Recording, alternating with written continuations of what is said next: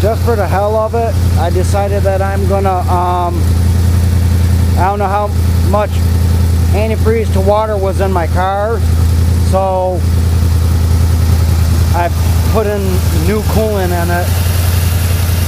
But while I was at it, I tightened my header bolts up.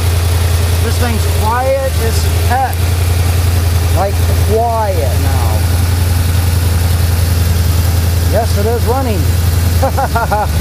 They had a bad header leak. It's super quiet now.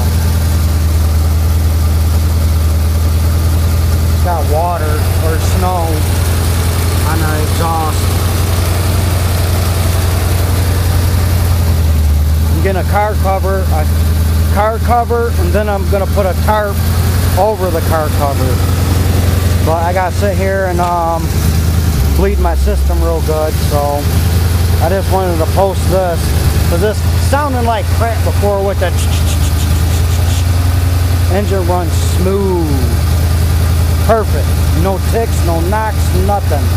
Got my little heater out here keeping me warm.